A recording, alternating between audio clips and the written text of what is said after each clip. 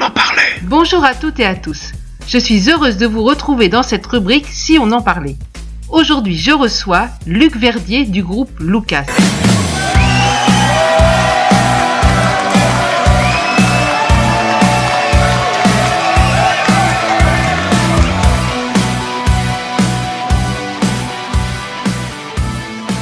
Bonjour Luc. Bonjour Corinne, et également bonjour aux auditeurs et auditrices. Lucas, un groupe pop-rock, mais encore. Oui, on est à la croisée des chemins, si je peux dire, entre pop-rock anglo-saxonne et rock américain. On est plutôt influencé par des groupes tels que U2, Phil Collins, Toto. Pour ce qui est de la musique chrétienne, Neil Morse, Casting Crown. La musique française, il y a Calogero, De Palmas. Par contre, les textes sont tous chantés en français. Et ils expriment principalement notre foi et nos cheminements de vie. Trop de solitude dans ces quatre murs. La guerre a déporté mon destin. Demandez pourquoi quand tout est obscur et que l'on a peur du lendemain.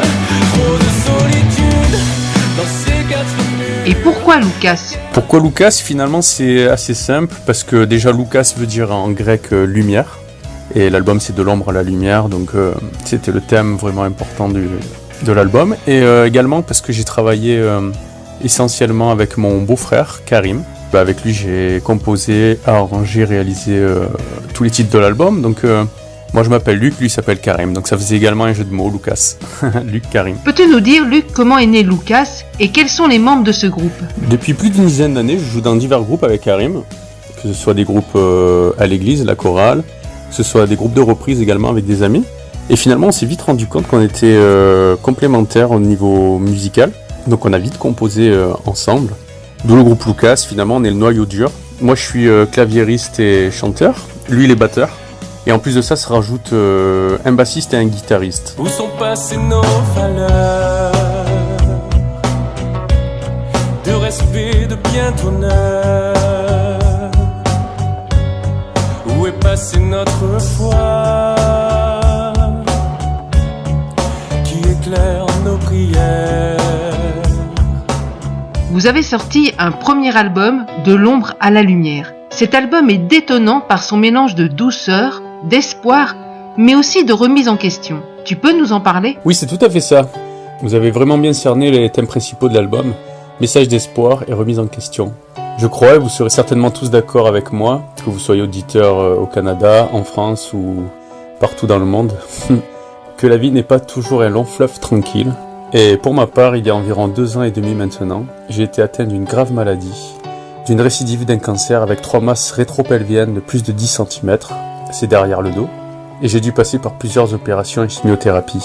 Mais durant tout ce processus, je peux quand même vous parler d'un message d'espoir, car au cœur des ténèbres, je voyais toujours au loin la lumière qui brille.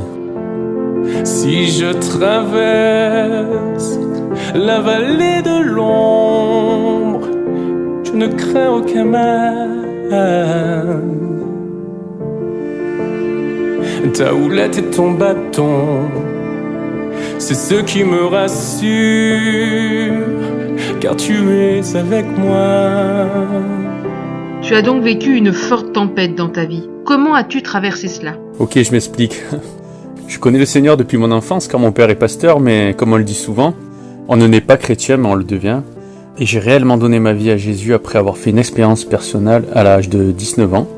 Et lorsque l'épreuve est arrivée, pour moi et ma famille, car j'ai une fille de 5 ans, et je suis marié donc, qu'on a fait, c'est qu'on a décidé, entre guillemets, logiquement, de faire appel au seul qui est encore aujourd'hui capable de guérir complètement un homme, corps, âme et esprit.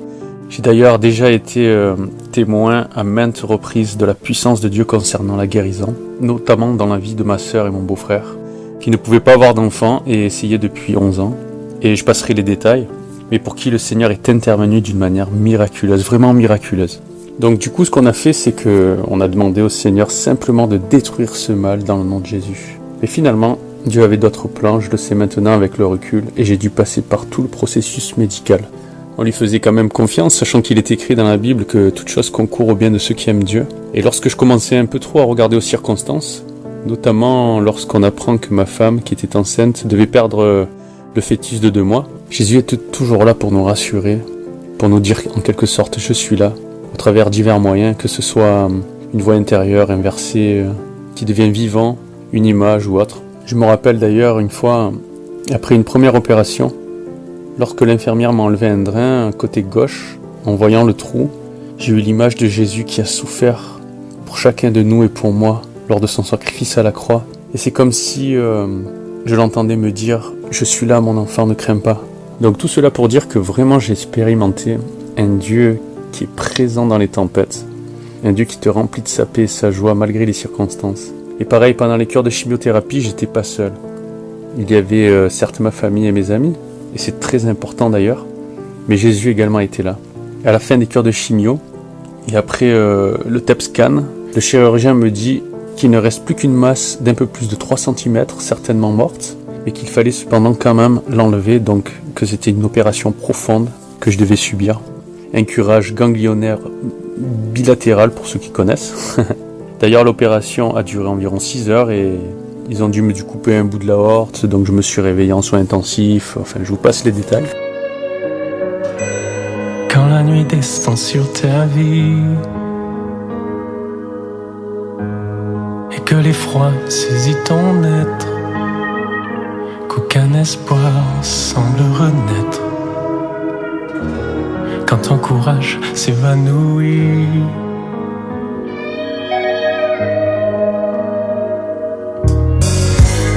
quand tu es dans la solitude, que le silence est trop pesant, quand tu n'as plus de certitude, que ton fardeau est écrasant. Quand on traverse une vallée sombre comme celle-ci, il arrive que l'on ressente de l'angoisse. Pendant plusieurs jours avant l'opération, j'ai vraiment eu des angoisses, surtout le soir, et j'ai commencé à douter. Jusqu'au soir où je me suis enfermé dans ma chambre. J'ai pleuré, j'ai parlé à Dieu. Je lui ai dit comme ça: Seigneur, tu dis dans ta parole que tu aimes tes enfants et que tu en prends soin, mais là, j'ai vraiment l'impression que tu m'as menti, que tu m'as oublié. Je peux pas rester comme ça et aller me faire opérer sans que tu me parles. J'ai besoin de toi, j'ai besoin que tu me parles, ne me laisse pas comme ça. Et le Seigneur m'a répondu simplement en 2 mots qui m'ont bouleversé. Il m'a dit: m'aimes-tu? Et là, j'ai pleuré, je lui ai répondu que je l'aimais simplement pour rien. Pas pour ses bénédictions, mais simplement par amour. Et j'ai instantanément senti sa présence comme jamais je ne l'avais ressenti auparavant. Et c'était fini, plus de crainte, plus de peur. Du coup, quelques jours après, je suis allé à l'opération dans une paix incroyable. Pour finir, le lendemain de l'opération, j'étais en soins intensifs, avec plein de tuyaux, 50 agrafes, enfin bref, je passe les détails. Mais j'étais tellement dans la présence de Dieu que je me souviens avoir loué et dit: je n'échangerai ma place pour rien au monde, je suis l'homme le plus heureux du monde. Ça paraît fou, mais c'est vraiment ce que j'ai dit. Voilà, donc aujourd'hui, je n'ai plus rien, mais je veux vraiment vous encourager à chercher la présence de Dieu chaque jour. Lui demander de vous consoler si vous avez besoin de consolation, vous guérir si vous avez besoin de guérison, de se révéler à vous si vous ne le connaissez pas. Est-ce que tu pourrais prier maintenant pour ceux et celles qui nous écoutent et qui traversent également une vallée sombre? Alors fermez simplement les yeux et réalisez que Jésus est là. J'y vais. Seigneur, je t'apporte simplement toutes les personnes, auditeurs, auditrices qui ont entendu ton appel et ont besoin de toi. Je prie maintenant dans le nom de Jésus pour que ceux qui ne te connaissent pas vraiment puissent te recevoir comme leur sauveur personnel. Convainc-les de péché, de justice et de jugement. Je te prie également pour toutes les personnes qui passent par la tempête. Seigneur, remplis-les de ta paix, cette paix qui surpasse tout entendement. Remplis-les de ta présence maintenant. Je veux également t'apporter tous ceux qui sont malades, que ce soit dans leur corps, dans leur âme ou dans leur esprit. Dans le nom de Jésus, que la maladie s'en aille maintenant. Et que toi, mon Dieu, tu sois glorifié. En ton nom, j'ai prié. Amen. Un grand merci, Luc, et à très bientôt. Tu reviens quand tu veux. Bien de rien, merci surtout à vous. Merci de m'avoir écouté, de m'avoir permis de témoigner également. Et je dis également au revoir aux auditeurs, auditrices. Et vraiment, soyez bénis. Et je vous dis peut-être à bientôt. Voilà les amis, j'espère vraiment que le témoignage de Luc vous aura réconforté, encouragé, que Dieu est là avec nous dans toutes circonstances. Maintenant je vous laisse avec un des titres de Lucas, Je me lève. À bientôt les amis, bye bye.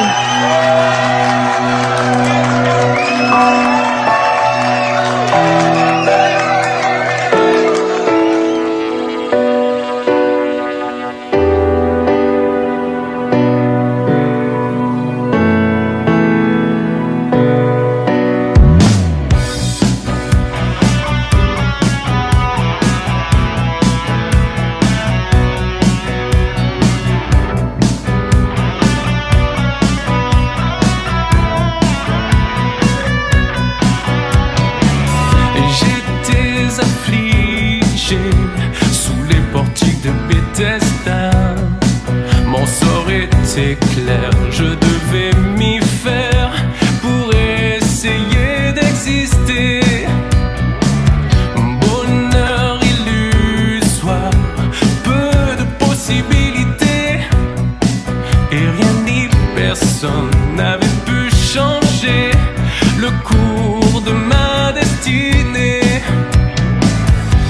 Son regard s'est posé sur ma vie, ma souffrance est tombée dans l'oubli.